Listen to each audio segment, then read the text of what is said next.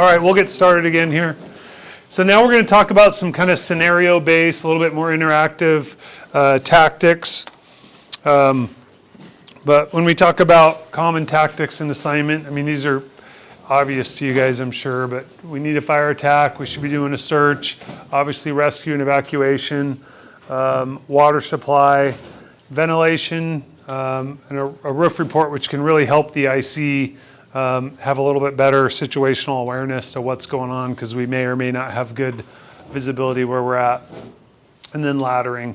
And obviously, your response package and staffing plays a factor in your decision making and what you prioritize over another thing.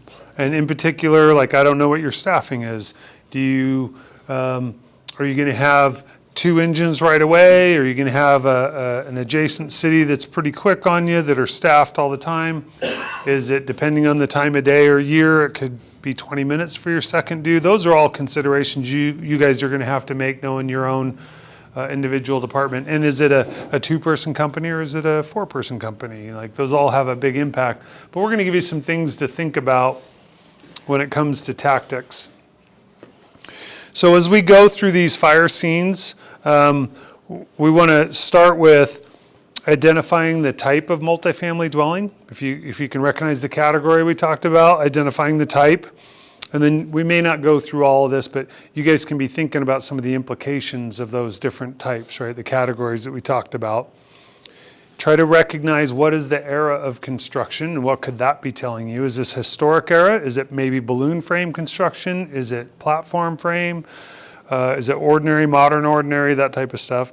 So it's the type, the era in construction, and then we get into where's the fire going? So where's the fire and where do you think the fire is going? And then where, based on that analysis, where are you going to place your lines and in what order? Like, where's your first line go? Where's your second line go? That kind of thing. And we're only talking about fire attack at this point. Right. Yeah. Oh, I thought I read it. I think for time, we need to cut one of these. I don't want to cut that or that, but think about which one we need to skip for time. All right, so sorry we don't have, not all of these are videos, some of them are stills. You guys want the light off up here, or can you see it okay? Okay. All right, so, hey, Hummel, will you write the questions up there just so I can see them? So, let's start with the building. What type of multifamily dwelling do we have here? What's that? No, the type of, what type of dwelling is it? What is it? Call it a row home, I think. Yeah, I'd call it a row home because you can imagine if this is my place, I walk in that door and I've got everything here and here. And I've got neighbors on each side. Construction, Tony, what'd you say? Wood frame. Wood frame, I would agree with that. Era? 70s. 70s, I'd agree. Okay, so based on that, do we expect draft stopping? I would, but I wouldn't guarantee it though either. Exactly. I think it's in Boise, it'd be a crapshoot. Be good chances. I mean, it could, but Get some smoke out on that side pretty far over there too. I would think there'd be a draft stop right there where that drain's coming down and it's pushing over. right, yeah. So that's another question. Where is it? And this is deceptive because, I mean, it's a still photo, so that could be kind of just diffuse smoke that's maybe it's going down underneath the eaves and coming out. So it's hard to tell, but we could read the roof vents, right, to kind of tell where they're at. So, but we know they're going to fall every 2 units, so it could be right there or it could be right there. I don't know. One easy way to tell would be, let's say that there's 1, 2 more units there. That almost tells me by itself. So let's say, let's just say right here, that's the end of it. Where's the draft stopping going to be? The next gutter, right? Because they have to go every 2. They're not going to put in extras, so it'll be at that. So we'll say that's where the draft stopping is. But again, It's been 40-some years since it was put in. Do we totally trust it? Not entirely. What other fire protection features would we expect? There's going to be some kind of separation here, right? It's not going to be a firewall, but it's probably going to be significant enough that do we expect fire to immediately go over here? No. Probably not, right? Okay. I like that analysis. Okay. So fire is obviously here. Where's it going? To the attic. To the attic. That's one place. Could cross over to the room to the right through the eaves. It could, yeah. So once it gets in the attic now, we have, I mean, yeah, and it crawls down those eaves. It could get past that draft stopping, right? Tell me what's going on, though, on the second floor. Reading that window, is the door to that apartment, that room open or closed? I would say it's open. And why do you say it's open? Because how much oxygen's feeding the flames coming out of it? There's something else that tells us, too. Black smoke. What's that? Unidirectional flow. Thank you. It's because this is pretty much filled with fire. Where is it getting its air? It's not getting it from that window, right? It's got to be getting somewhere else. So it's getting it from inside, from the door. So if we saw the fire coming out like halfway up, or even dark black smoke, and it was clear down here, we've got bidirectional. That means it's getting its air and it's exhausting the same place.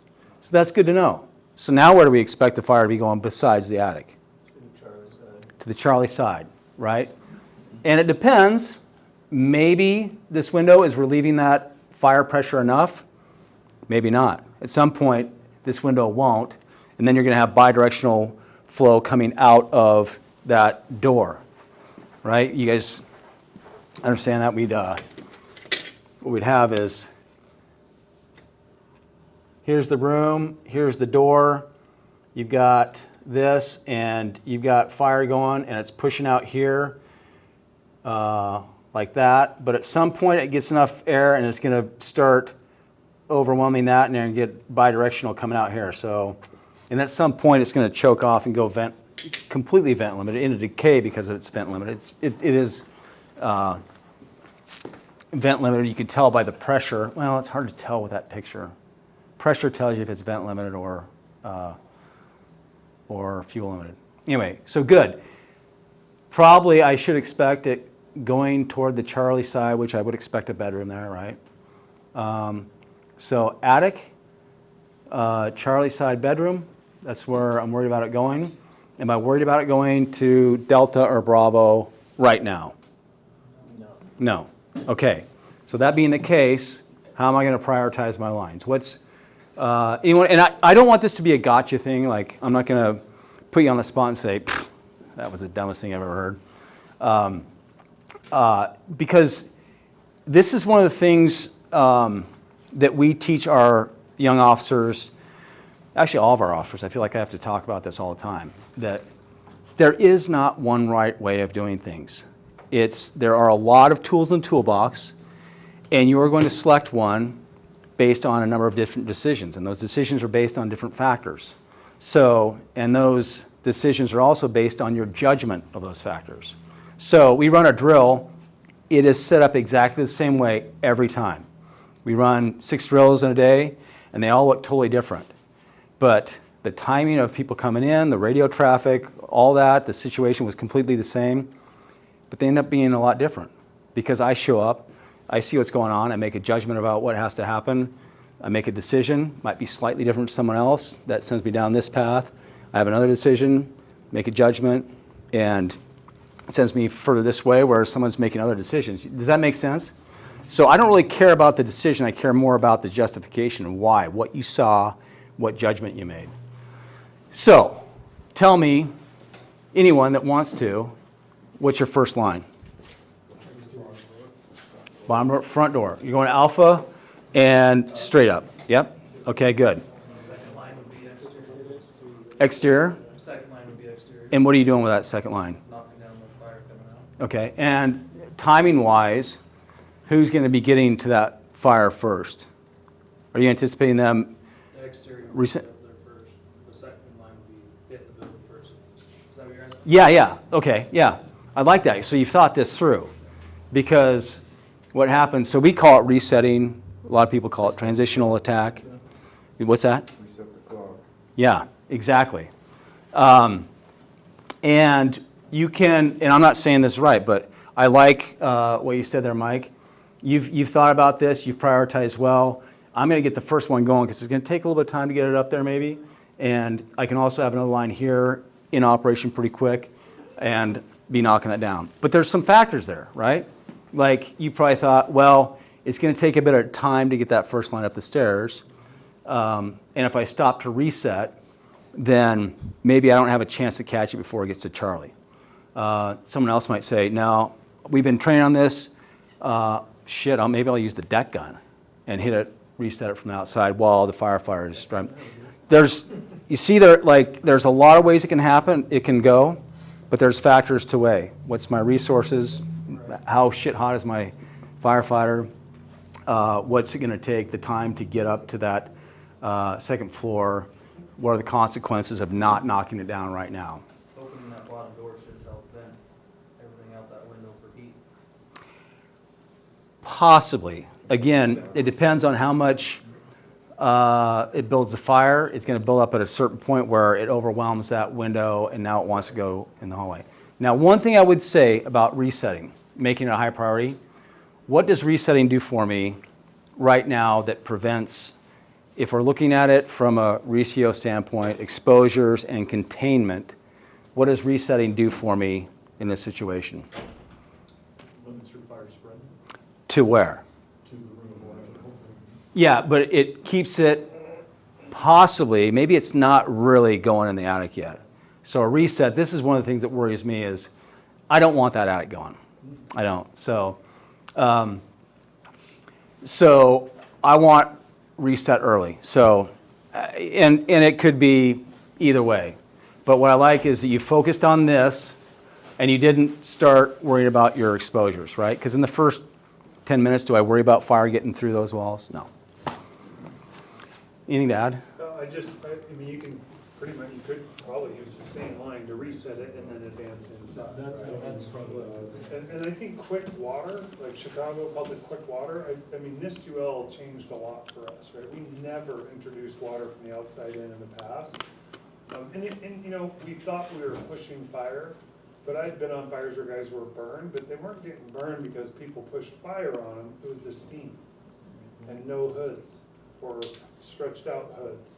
And yeah, they got burned. It wasn't the fire getting pushed on you, it was the steam conversion that was expanding. So the biggest worry I have when we start talking about interior crews and exterior lines is knocking someone's face piece off and an ideal edge, right? So anytime I have opposing streams, I'm very sensitive to that as an IC.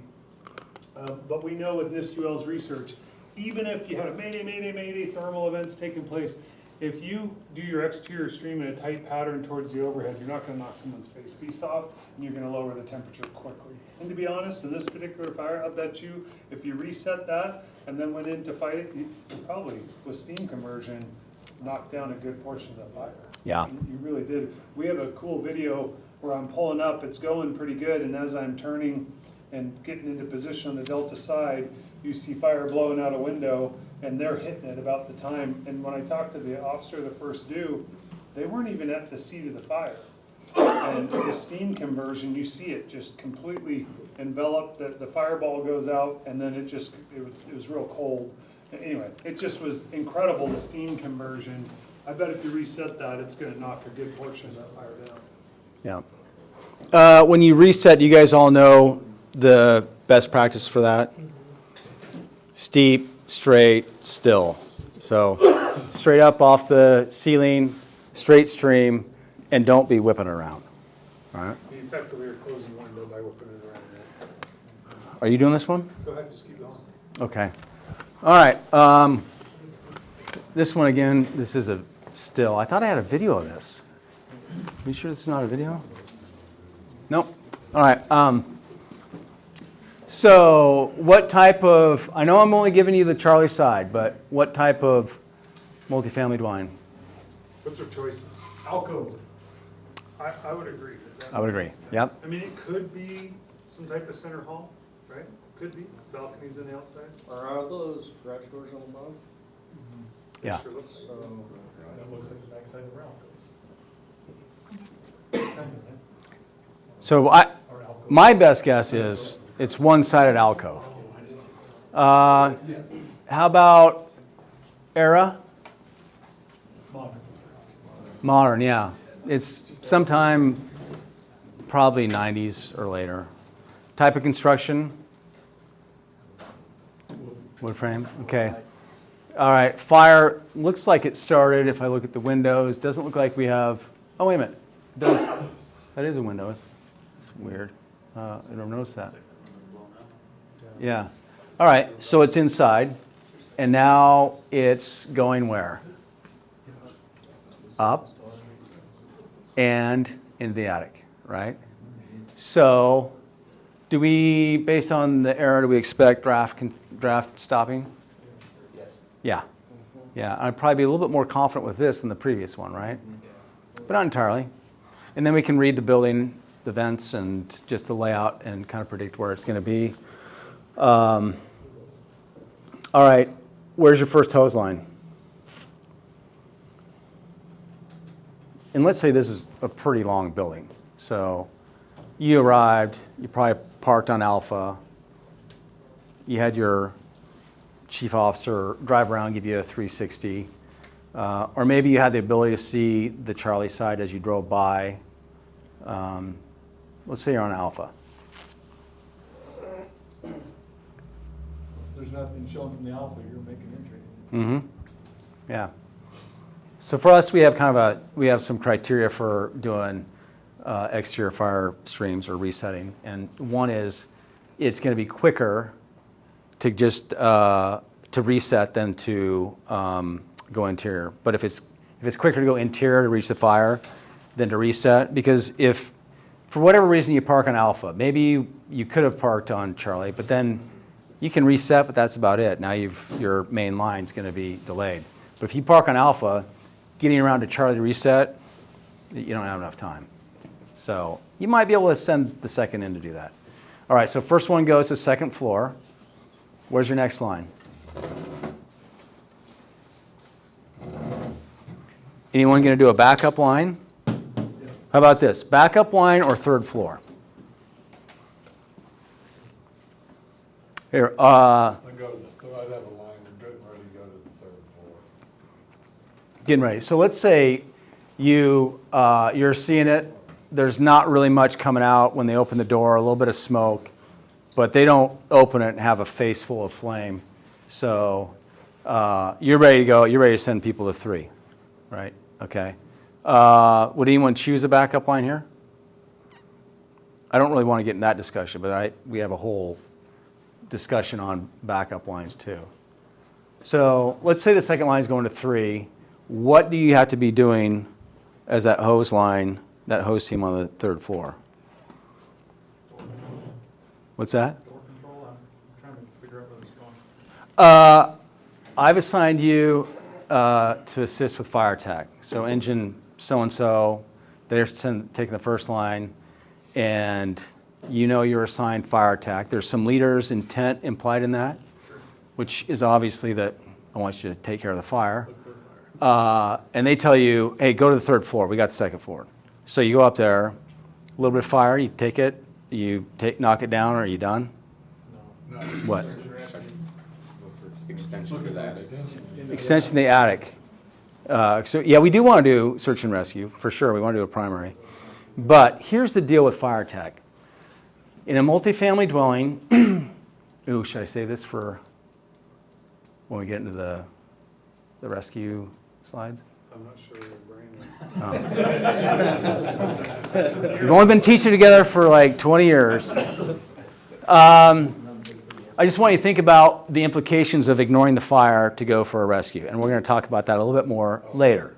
Now, do you know? Yeah. Okay.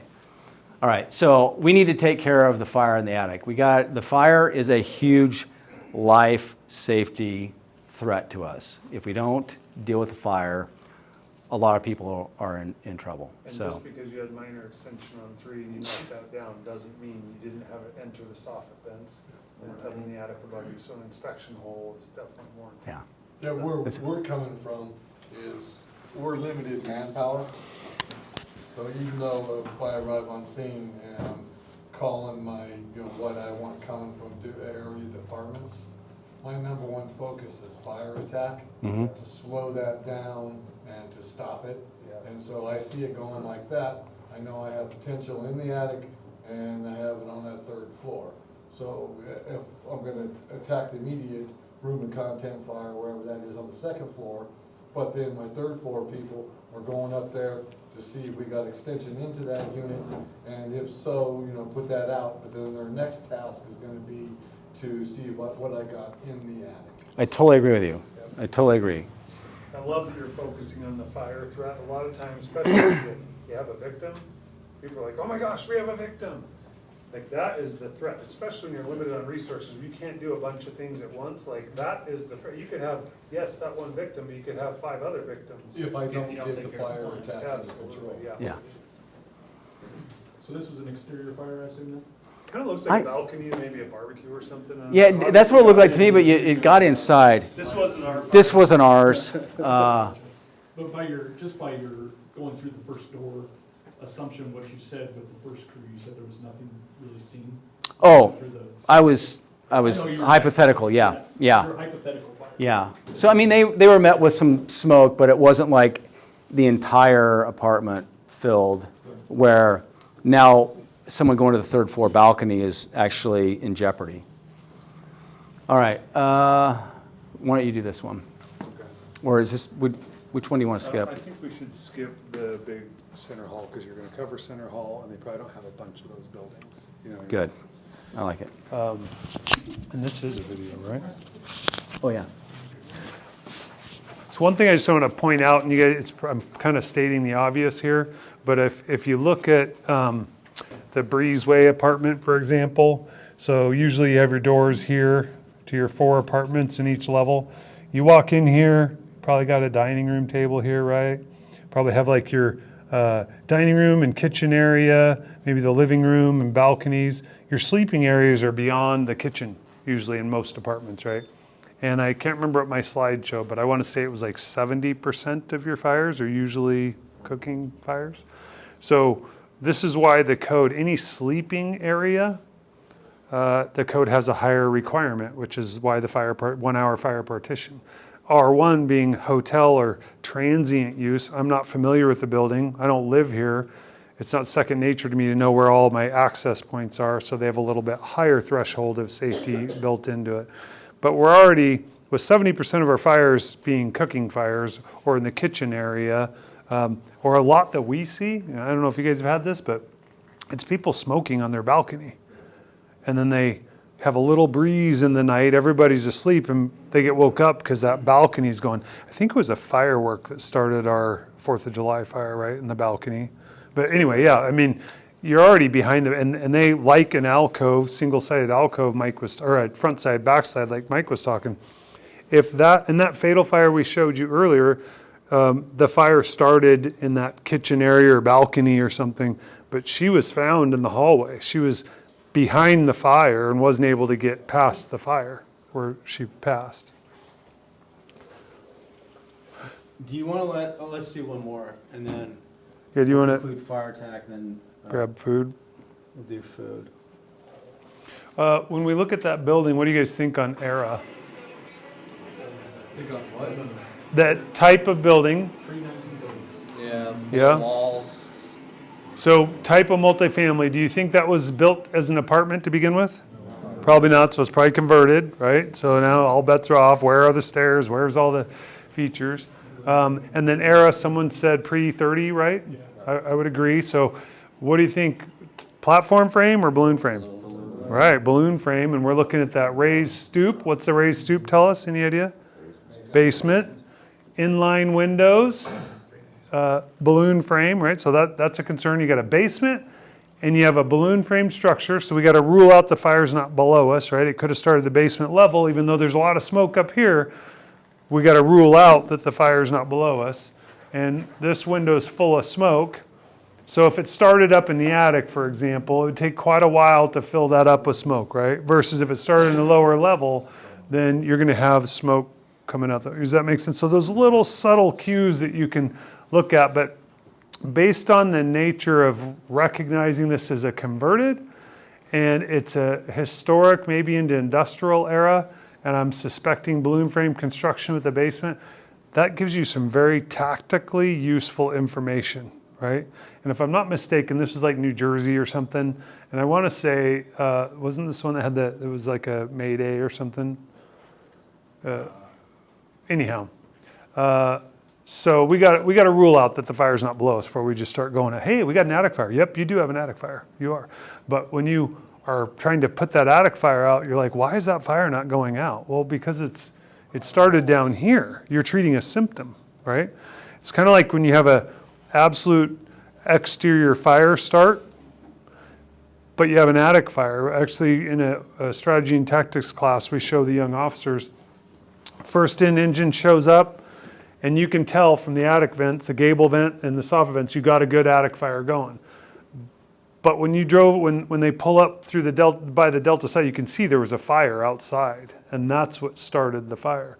Well, they didn't address the exterior fire that was feeding that attic fire. They just went through the front door because they absolutely had an attic fire. They go through the front door, they're trying to put the attic fire out, and I think it was like 7 or 8 minutes later, they're dragging a fireman out because they're trying to treat a symptom. They couldn't get the symptom to go away because it was getting its energy from the exterior fire. So we always teach our folks to try to, if you can, in the scenario in the last one where big building, can't get around the backside, you may not be able to do it.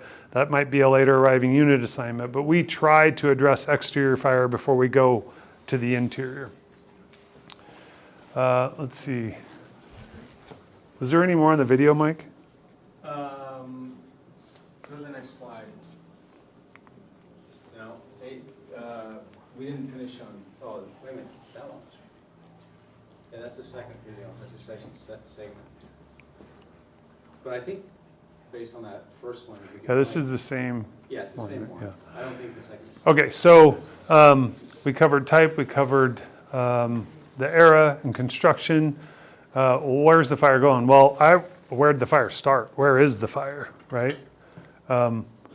Looking at this, I want to find out where the basement stairs are and figure out if they're banked down with smoke. If I can see through the basement windows, if you can see, and there's no smoke in there, there's pretty good likelihood that it's not in the basement, right? So when you're doing your 360, that's the kind of thing I'm trying to figure out. Where is the fire out? Just because I know I have an attic fire doesn't mean that's where the main body of fire is located, right? So as I'm just reading this type and era and recognizing it's probably a balloon frame, this is what I'm trying to do on my 360 is figure out where is my fire, and I'm trying to see if there's any basement windows for me to be able to see what's the condition in that basement. If it's clear, then looking at the smoke, I'm thinking maybe kitchen again, first floor probably. But that's kind of you got to answer some of those questions. So let's assume that the fire was in the basement. Where's the fire going? It's going up and in the balloon, right? So, I mean, this is a nightmare fire, and we've had these. They're a nightmare because once it gets in the balloon, man, you're chasing that thing because it's going between the floors and the walls and each floor up to the attic. There's no fire stopping to slow it down. So this is a multi-line fire, or you're just going to be chasing it back and forth with one line, right? So even if you're short-staffed, you really need to be coordinated in how you attack this, starting with the lowest level.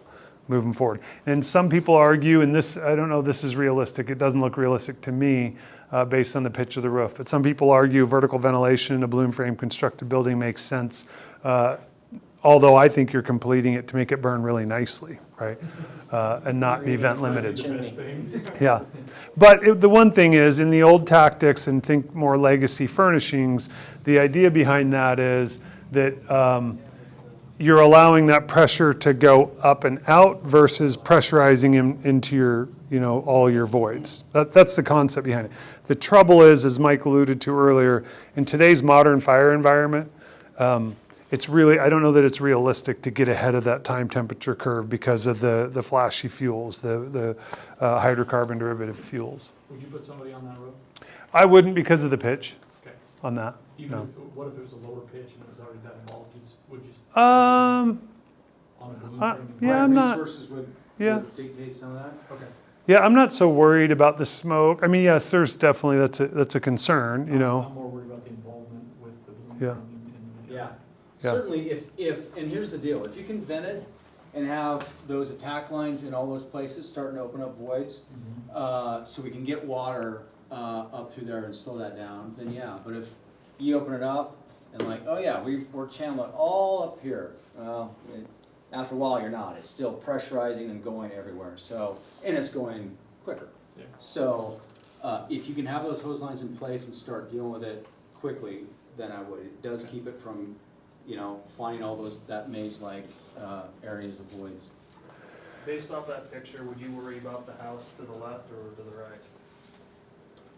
I'm most worried about this right now. Are you saying which one's more of a threatened exposure? Yeah. Oh, well, I Based on think, the wind and everything, it looks like everything's running to the right side.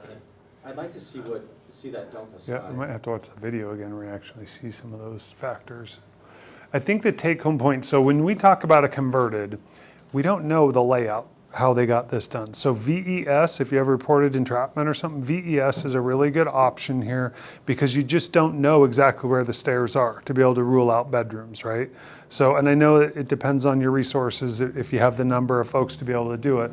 But in a converted, it can be really challenging trying to find exactly where the stairs are. Is it front side, back side apartments? Do they have a single room occupancy?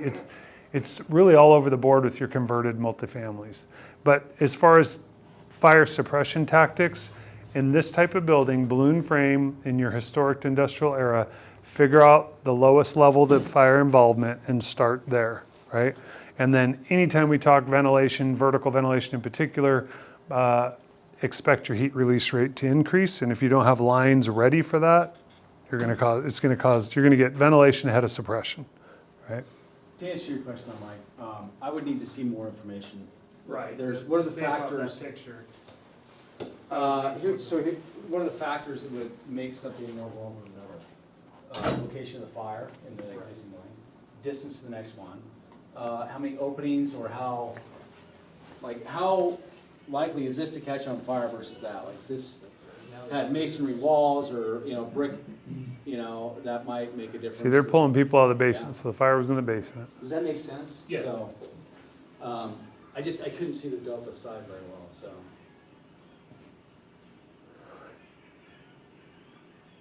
So you need water on that fire. You know what I'm saying? Like this is old school tactics. Prior to NIST-UL, they need water on that there, in my opinion.